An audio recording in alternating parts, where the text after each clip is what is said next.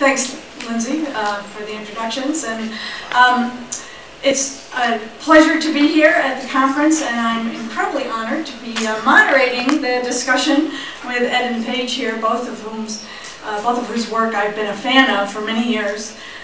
Paige is past president of NSTA, and all her work in authoring these formative assessment probes, which I've used quite a bit in informal learning settings with after-school programs, and I think you'll be learning more about those as we go along.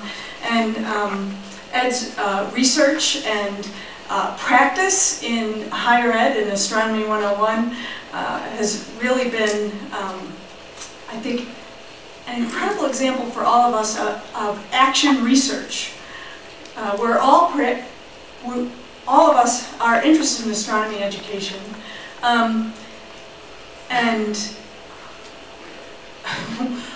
we have the opportunity to find out if our instructional practice is actually making a difference. And Ed has done a lot of research around nationally with regard to practice that makes a difference, and we'll find out more about that as well. So, but I have to admit something. There was a little bit of controversy in titling this session. And it's a little bit of a schizophrenic title, which you may not be aware of yet, but my role is to make sure that you guys, as learners, have an opportunity to get your questions answered and to progress from where you are now in your thinking about this whole topic. And so one of the ways we're going to do that is you have these index cards, and either now or as we go through the panel discussion, do write down something that you want our panelists to address, because the question and answer will be using those cards. So I want to make sure you do that. Next slide. Can you move forward to the next slide? Oh, yeah, there it is. Yeah, that was it. Yeah, so the title is a little bit of a controversy. The word misconceptions itself is somewhat controversial. It comes from a long line of research into ideas students have that are not in accord with discipline-based science learning, but at the same time, it conveys a particular stance towards the learner that implies a particular theory about how kids learn and how we teach, and we'll be talking about that as well. And there's all these other terms that researchers use, all this terminology, each of which reflects some particular way of thinking about the people that we're engaging in learning conversations with. And so, while the title is called Confronting Misconceptions, you'll notice the subtitle is Advancing, oh my god, I just forgot the subtitle, Advancing Learners' Reasoning. Scientific Reasoning. Scientific Reasoning, yeah, there it is, yeah. So, but using the term misconceptions, which we're all familiar with, I do want to kind of activate your thinking about misconceptions before we have the first panelist. And to do that, Paige, if you go to the next slide, I'm going to ask you guys to take a minute and use a little think, pair, share strategy with the person next to you. We have a question here. Which one of the following is a true statement about misconceptions, do you think? So if you could just look over the possible responses, talk about it with the person next to you, and I'll stop you in about a minute. So, all right. Well, so there's quite a bit of conversation going on, and that is now fuel for our discussion. We're not actually going to discuss the answer at the moment. I'd like to have you hold on to your discussions for that, and possibly add them to that index card for question and answer later. But right now, I want to have Paige tell us a little bit about her work and how it relates to the topic. Okay. Probably wondering what this has to do with basketball, right? Good morning. I'm going to spend a little bit of you some background on my work, and just to practice what I preach, because formative assessment is my specialty, I just like to see a quick show of fingers. You know, 1 finger if, yeah, I kind of heard of some of this formative assessment stuff. 2, yeah, I've been using it. 3, yeah, I'm pretty familiar with this work. Can I just see show of fingers? Great, thank you. All right, so I thought I would start off with a task, because I think this task sort of sets the stage for understanding my work, and I call it the basketball task. And some of you may have seen this video before. If you have, I'm going to ask you to sort of play along with me and answer it the way you would have answered it. Whoops. Uh-oh. Hold on just a second. Spilled some water. All right, I think we're okay. Just don't want to get it in there. It's a trend today. I actually started the day off with my toilet bowl exploding all over my bathroom and in the hallway, so be careful. It's not clear what might happen today with water. It's Tucson. It's better that it's water, because I sat next to someone on the plane coming in and they spilled coffee on me, so I think that's just a magnet for liquids. So, if you've seen this before, answer it the way you would have answered it the first time you saw it, and please don't give away the answer, okay? So it works like this. I'm going to show you a very quick 20-second video. Your task is to count the number of times the person's wearing white t-shirts pass the basketball, okay? You're going to focus on the students wearing the white t-shirts. And you're going to count the passes. Bounce pass, chest pass, don't count the dribbles, count the passes. It's going to go very fast. The second thing is you have to do this in absolute silence. So your lips have to be sealed. So if somebody does something silly, like they drop the ball or bounce it off their head, you can't laugh or giggle, because that will break the group's concentration. So you have to be really, really focused on counting the number of passes. And then I'm going to ask the audience, how many passes did you count? Okay? Task is clear? Okay.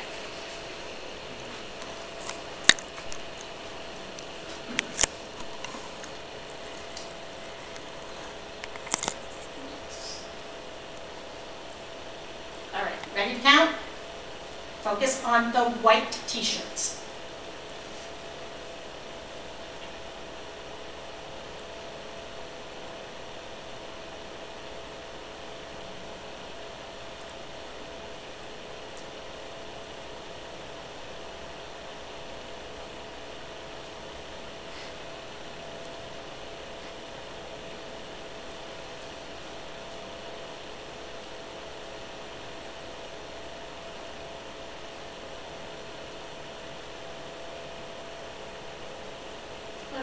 Hopefully this works with this audience.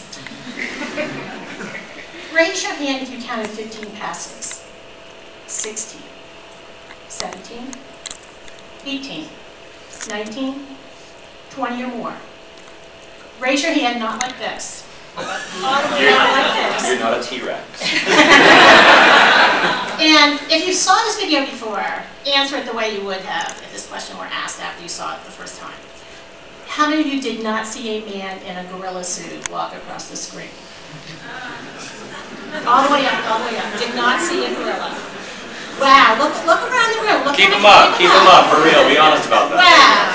There you go. Now, put your hands down if you've seen the video before. Keep your hands up if you've never seen the video. So, quite a few of you didn't see it. So you want to see it again, don't you? Yeah.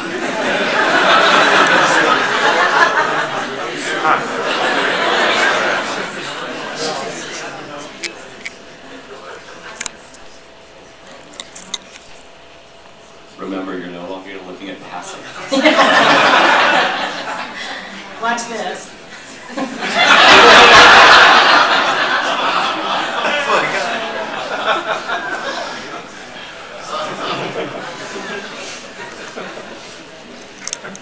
So, you're probably wondering, what the heck does that have to do with misconceptions? Well, it has a lot to do with the topic of this session, because misconceptions are like that big gorilla. They are strong, they are powerful, they are right there in your face when you are aware of them. But if you're not, they are there. They are there in your classroom, they are there in your teacher professional development session, they are right there and you won't even see them. They'll be in the room beating their chest. That's how powerful and strong they are and how difficult they are to get them to go away. So my work focuses on developing tools for teachers to make those guerrilla ideas visible in the classroom or in professional development sessions so that we can confront students or teachers with their misconceptions and work them through a process of conceptual change. And that is key, because it's not about fixing misconceptions. It's not about using the M&M curriculum, which is the mention and move on curriculum. That doesn't change anything. These ideas are so resistant to change that we have to help teachers understand how to work with learners to help them resolve some of these misconceptions and reasoning difficulties. So just to give you a little background, my work actually started in the early 90s when I was a middle school science teacher. And I think it was around 1992 when I read an article in the Captain that actually changed my life. It was called Teaching for Conceptual Change, Confronting Children's Experience. It was written by Dick Konachek and his graduate student, Bruce Watson. And I read this article, and it was about a 5th grade teacher in Massachusetts who started her lesson in a very different way. She asked her students, what would happen if we put thermometers in your hats and coats and mittens? And the students, growing up in New England, where it's cold and we have a lot of snow, not like Tucson, said, oh, it would get wicked hot. The temperature on the thermometer would go way up. They were absolutely convinced that the temperature readings on the thermometer would go up. And it made sense, right? They grew up in Springfield, Massachusetts. They put hats and coats and mittens on to keep warm. So they had this idea that these were things that actually generated heat, that these things were intrinsically warm. But she didn't correct them. She actually took them through a series of experiences that confronted them with this idea until they were ready to give it up in favor of a new theory that worked. It was so powerful that I had to go back to my classroom and write a probe. And that's the first probe I ever wrote back when I was a teacher. It's in volume 1 of the Uncovering Student Ideas series called The Mitten Problem, even though the artist drew the picture with the bulb sticking out the other way. Didn't catch it before it went to print.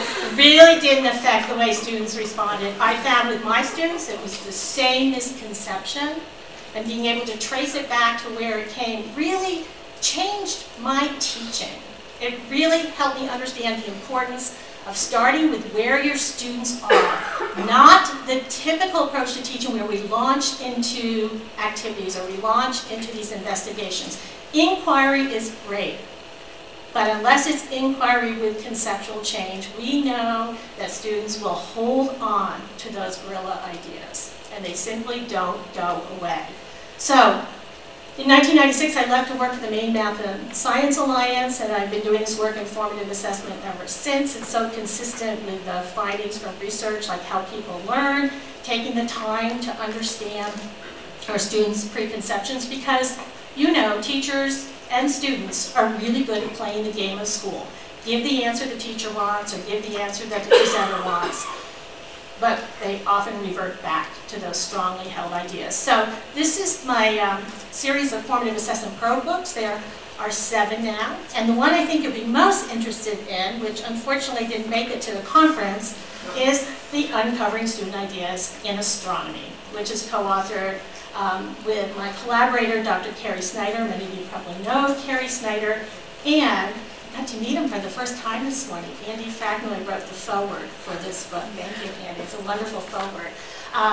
And this book really revealed to me, because astronomy isn't my area. My background is in biology. And it really made some of my thinking visible to me that I didn't know I had. So it was really an opportunity for me to see how powerful these kinds of tools are in surfacing students' and teachers' preconceptions. And just, if you haven't seen these before, this is an example.